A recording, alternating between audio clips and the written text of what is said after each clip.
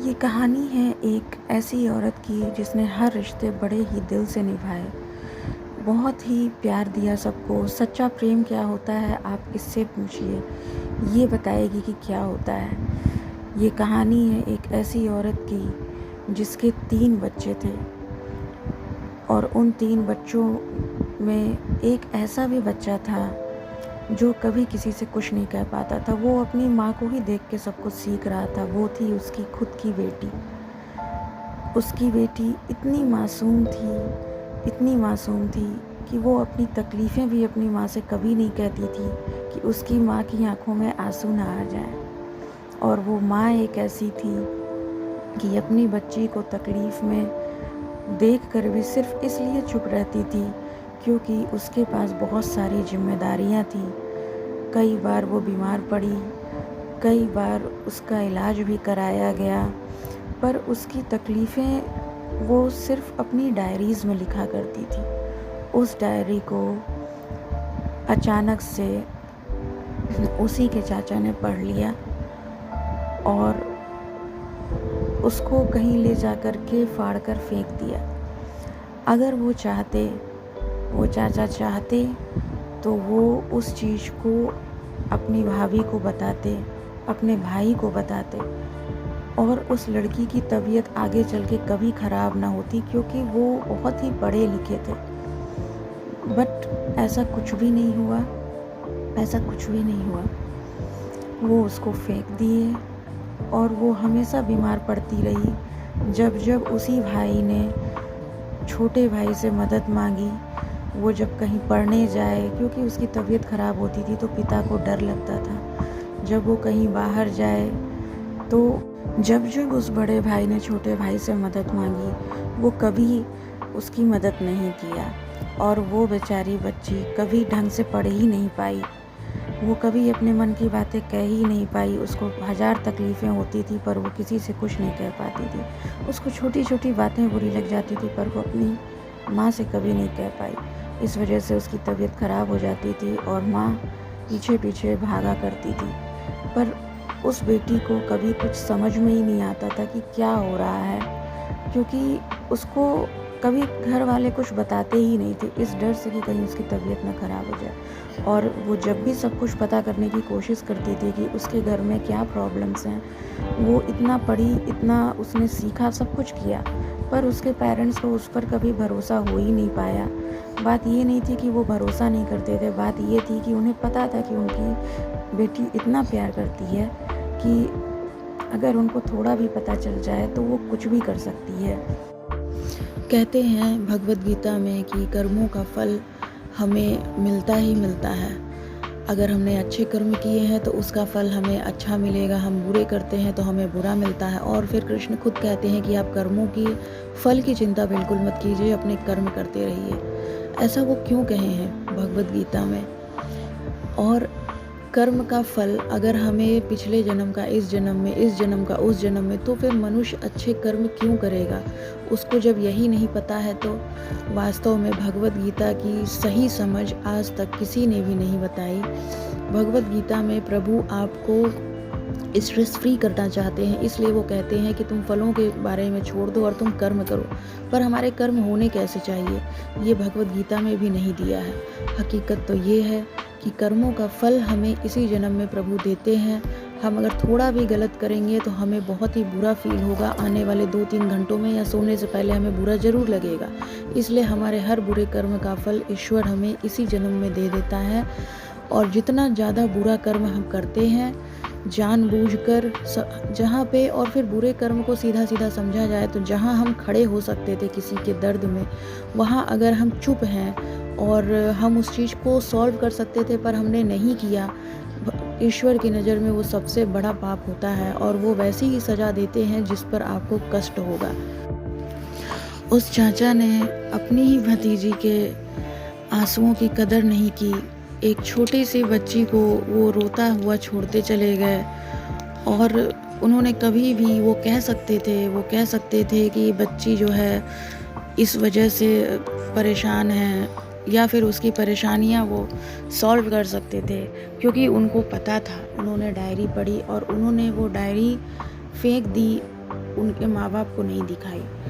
ऐसी बहुत सारी बातें थी जो वो जानते थे और उनको अच्छे से पता था कि उसकी तबीयत क्यों ख़राब होती है। माँ बाप नहीं जानते थे, इतना पढ़े लिखे नहीं थे, पर वो आईएएस की तैयारी कर रहे थे, फिर भी वो चुप थे। आज उसी कर्म का फल है कि उनकी शादी को 10 साल हो गए। आज वो एक संतान के लिए तरस रहे हैं, पर उनके पास संतान नहीं है, बिल्कुल भी नहीं है।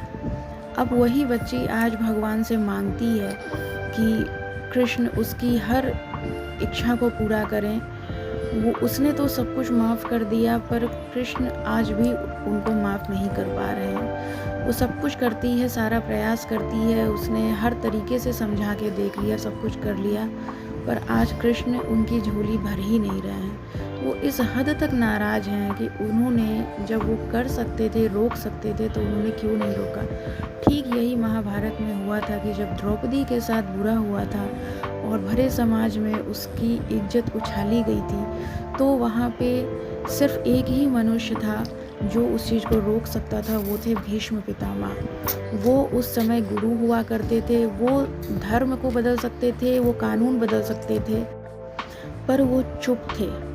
उस समय राजा थे धृतराष्ट्र और दुर्योधन उनका पुत्र था जिसको गद्दी चाहिए थी, और भीष्म पितामह जिस पद पर थे, जिस पोस्ट पर थे, उस पोस्ट को एक हम प्रेसिडेंट की पोस्ट कह सकते हैं आज के ज़माने के हिसाब से, जहां वो लॉ को उसी वक्त चेंज कर सकते थे। जिस तरह पीएम मोदी जो हैं वो जब साइन करते हैं तब एक लॉ बनता है, पर उस लॉ को अगर हमें चेंज करना है तो हमें प्रेसिडेंट के पास जाना ही पड़ता है। तो ठीक उसी समय वो उस समय के प्रेसिडेंट थे। जो भी लॉ था कि दास की जो बीवी होती है वो दासी ही कहलाती है, तो हम उसके साथ कुछ भी कर सकते हैं, हम उसका कितना भी अपमान कर सकते हैं, उसका कोई सम्मान नहीं होता। इसलिए महाभारत में शकुनी ने सबसे पहले सभी पतियों को दास बनाया, राजकुमार से पहले दास बनाया, और जब वो दास बन गए तब फिर द्रौपदी को दासी की तरह ट्रीट किया गया। और फिर क्या हुआ द्रौपदी के साथ? वो रोती रही, बिलखती रही। वो एक दासी हो गई थी उस समय पे, धर्म के हिसाब से, नीति के हिसाब से दासी हो गई थी, पर वो एक स्त्री थी, उसके मान सम्मान को ठेस पहुंचाई जा रही थी। उस वक्त भीष्म पितामह अगर चाहते तो एक नया नियम बना सकते थे कि स्त्री चाहे दासी हो, चाहे कहीं की रानी हो, उसको अगर ठेस पहुंचाई जाएगी तो सबसे बड़ा पाप है ये किसी स्त्री के स्वाभिमान को ठेस पहुंचाना। उस वक्त अगर भीष्म पितामह ने यह नियम बना दिया होता कि किसी भी स्त्री के इज्जत पे अगर बात आती है, उसके स्वाभिमान को ठेस पहुंचती है, तो वो एक पाप है और वो करने का किसी को भी हक नहीं है। उस पे सजा होती कि जो दासी हो चाहे रानी हो, अपमान करेगा वो राजा नहीं कहलाएगा, तो वो चीज़ कभी ना होती। इसीलिए श्री कृष्ण ने इतना बड़ा युद्ध तो लड़ा, पर उनको कांटों की छाँव में रखा, कांटों में वो रह करके वो सबको मरता हुआ देखे, और सबसे ज़्यादा कष्ट भीष्म पितामह को हुआ कि वो अपने खानदान को मरता हुआ देखे हैं।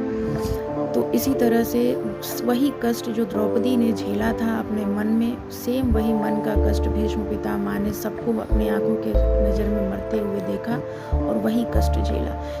कृष्ण इसी तरह से सजा देते हैं हर किसी को। और यही चीज़ अगर हम अकबर के उसमें देखें, तो जब जोधा से अकबर की शादी हुई थी, उसके भी मान सम्मान को ठेस पहुंचाई जाती थी, पर वहाँ पे अकबर खड़े थे। अकबर ने जोधा के आने के बाद ऐसे 1000 नियम बदले जो स्त्री के मान सम्मान को और ज़्यादा वैल्यू देता है, और कोई भी उसके आने के बाद उनकी प्रजा में ऐसी कोई स्त्री नहीं थी जिसका अपमान होता था। यही वजह थी कि अकबर एक मामूली इंसान से, जलालुद्दीन अकबर से, उसी मुस्लिम कम्युनिटी में वो क्या बन गए? अकबर यानी गॉड, वो गॉड बन गया।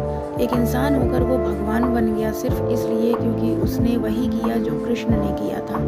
और वो सब कुछ पढ़ाने लिखाने वाली वो जोधा थी जिसने उनको सब कुछ बताया, क्योंकि वो अनपढ़ था, उसको समझ नहीं थी, पर वो राजनीति जानता था, उसके पास शक्ति थी, उसके पास ताकत थी, तो वो सही काम कर सकता था। नियम बनाने के जो अधिकार थे वो अकबर के पास थे, वही नियम बनाने के अधिकार भीष्म पितामह के पास भी थे, पर वो चुप थे। इसलिए पूरे कुल का नाश हुआ और सबसे ज़्यादा कष्ट भी। तो इस छोटी सी स्टोरी में जहाँ मैंने चाचा और भतीजी की स्टोरी बताई, उसमें आप देख सकते हैं कि कैसा कर्म उसने किया और कैसा उसको आज दंड मिल रहा है, और जिसके साथ वो चीज़ें हुई आज वो भगवान के सामने प्रहलाद बन के हाथ जोड़े खड़ी है, पर भगवान नहीं सुन रहे हैं। क्योंकि हर बार ऐसा नहीं होता कि बच्चा कष्ट में रहे और पिता माफ़ कर दे। प्रहलाद भी जब कष्ट में था तो उन्होंने माफ़ नहीं किया, वो हद से ज़्यादा कष्ट में थे, उन्होंने सबको सजा दी। पर वो ऐसा समय था कि भगवान के पास भक्त खुद ही चला जाता था तो वो उनको रोक लेता था। पर ये कलयुग है, यहाँ पे भक्त सिर्फ उनके सामने बैठकर, उनको अपने दिल में रख कर या मंदिर के सामने बैठकर हाथ जोड़कर रो सकता है, गिड़गिड़ा सकता है कि ऐसा मत कीजिए, पर वो चीज़ वो नहीं मानेंगे। ऐसे ही सच्ची घटनाओं पे आधारित कर्मों से जुड़े दंड मैं आपको इसी चैनल पे बताती रहूँगी। तो आपको अगर ये कहानी पसंद आई है तो हमें सब्सक्राइब जरूर कीजिए और इसे शेयर कीजिए हर किसी के पास।